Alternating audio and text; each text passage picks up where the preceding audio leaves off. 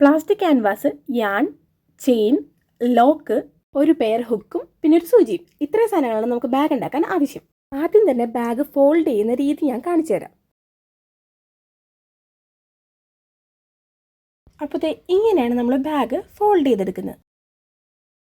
ഇനി നമുക്ക് നൂലുപയോഗിച്ച് ഇതിൽ സ്റ്റിച്ച് കൊടുക്കുന്നത് എങ്ങനെയാണെന്ന് നോക്കാം. ലെഫ്റ്റിൽ നിന്ന് നമുക്ക് 5ാമത്തെ കോളം വരെ എണ്ണിയെടുക്കാം. എന്നിട്ട് നിങ്ങൾ മറന്നു പോകുന്നുണ്ടെങ്കിൽ നമുക്കൊരു ലൈൻ വരയ്ക്കാം. ഒരു സ്കെച്ച് പെന്നോ മാർക്കറോ വെച്ച് നമുക്ക് മാർക്ക് ചെയ്തിടാവുന്നതാണ്. ഞാൻ എന്തായാലും അങ്ങനെ ചെയ്യുന്നില്ല, അല്ലാണ്ട് തന്നെ തുന്നിയെടുക്കാൻ പോവാണ്. ഇതാണ് നമ്മുടെ 5ാമത്തെ കോളം. ഇവിടെ നിന്നാണ് നമ്മൾ സ്റ്റിച്ച് സ്റ്റാർട്ട് ചെയ്യുന്നത്. 5ാമത്തെ കോളത്തിൻ്റെ അടിയിൽ നിന്ന് നമ്മൾ നൂലെടുക്കുന്നു. ലാസ്റ്റ് വരുന്ന കുറച്ച് നൂല് അതുപോലെ ലോക്ക് ചെയ്യാൻ വേണ്ടിയിട്ടാണ് നമ്മൾ അങ്ങനെ വെച്ചിട്ടുള്ളത്. എന്നിട്ട് ലെഫ്റ്റ് സൈഡിലെ തൊട്ടിപ്പുറത്തെ കോളത്തിൽ കൂടെ നമ്മൾ അടിയിലേക്ക് നൂലെടുക്കണം. ഇനി മേലോട്ടുള്ളതും അതേപോലെ തന്നെയാണ് നമ്മൾ ചെയ്തെടുക്കേണ്ടത്. റൈറ്റ് സൈഡിലെ കോളത്തിൽ നിന്ന് നമ്മൾ മേലോട്ട് എടുക്കുന്നു.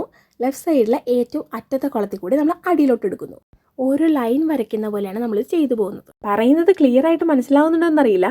എന്തായാലും നിങ്ങൾ വീഡിയോ നോക്കി ചെയ്യുകയാണെന്നുണ്ടെങ്കിൽ കറക്റ്റായിട്ട് ചെയ്തെടുക്കാം കേട്ടോ.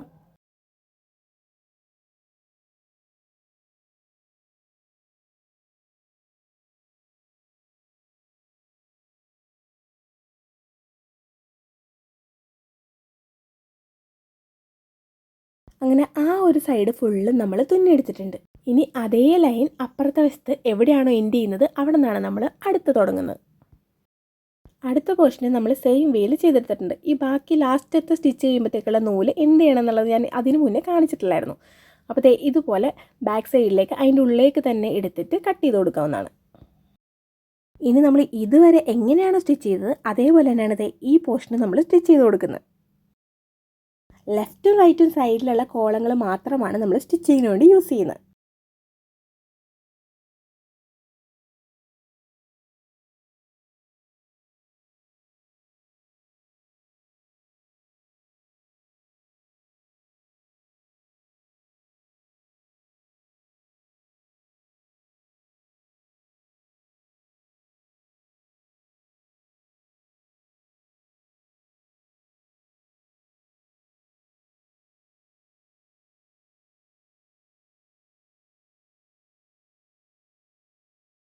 അപ്പോൾ ഇത്രയും പോർഷൻ നമ്മൾ കവർ ചെയ്തിട്ടുണ്ട്. ഇനി നമുക്ക് മൊത്തം ചെയ്തിട്ട് കാണാം. ഇനി നമുക്ക് ലെഫ്റ്റ് സൈഡിൽ ചെയ്തതുപോലെ തന്നെ റൈറ്റ് സൈഡിലും 5ാമത്തെ കോളം വരെ എണ്ണി സെയിം സ്റ്റിച്ച് കൊടുക്കാം.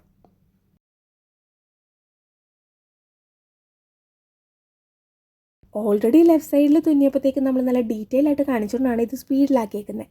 നിങ്ങൾക്ക് മനസ്സിലായില്ലെങ്കിൽ സ്ലോയിലിട്ട് കാണാവുന്നതാണ് കേട്ടോ.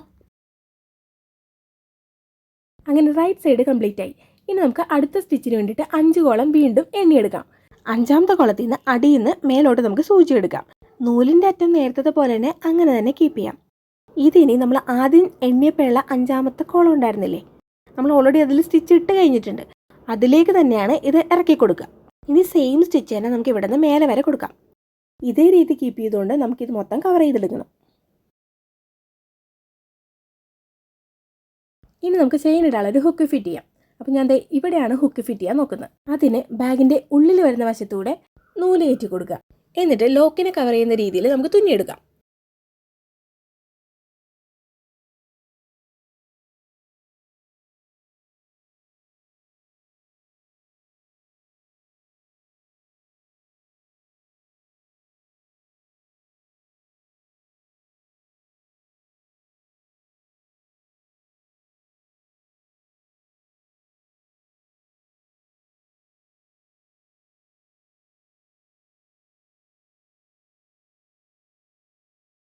ഗോൾഡൻ പോർഷൻ കവർ ചെയ്യുന്ന രീതിയിൽ നല്ല സെക്യൂർ ആയിട്ട് തുന്നിയെടുക്കണം. ബാക്കി വരുന്ന നൂല് ഇതുപോലെ ഉള്ളിലേക്ക് കയറ്റി വലിച്ചെടുത്ത് കട്ട് ചെയ്യാം. നമ്മൾ 2 വശത്ത് ഇതുപോലെ ചെയ്തെടുത്തിട്ടുണ്ട്. ഇനി നമുക്ക് ഇത് ജോയിൻ ചെയ്ത് ഒരു ബാഗിൻ്റെ ഷേപ്പിലാക്കി എടുക്കണം. അതിന് വേണ്ടിയിട്ട് ഉള്ളി കൂടെ ഇതുപോലെ നൂലെടുക്കണം. എന്നിട്ട് വീഡിയോയിൽ കാണുന്ന പോലെ ഒരു ഗ്യാപ്പ് കണ്ടോ, ആ ഗ്യാപ്പ് നമുക്ക് ഫില്ല് ചെയ്ത് സ്റ്റിച്ച് ചെയ്ത് കൊടുക്കാം.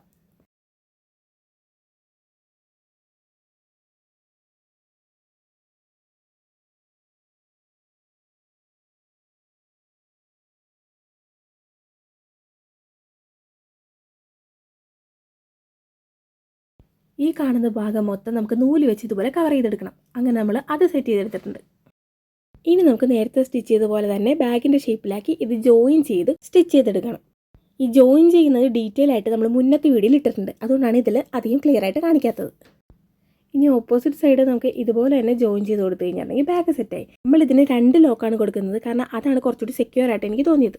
ഇതിൽ എന്തെങ്കിലും ഡൗട്ട് ഉണ്ടെങ്കിൽ നമ്മൾ ഓൾറെഡി ബാഗിൻ്റെ വീഡിയോ ഇട്ടിട്ടുണ്ട്, അതിൽ ചെന്ന് നോക്കാവുന്നതാണ്. ഇനി ഇതിനൊരു ചെയിനും കൂടി ഇട്ടാൽ നമ്മുടെ ഹാൻഡ് മെയ്ഡ് ബാഗ് റെഡി.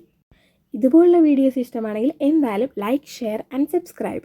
അപ്പോൾ വീണ്ടും അടുത്തൊരു ക്രാഫ്റ്റ് വീഡിയോയുമായി വരുന്നവരെ ടാറ്റാ.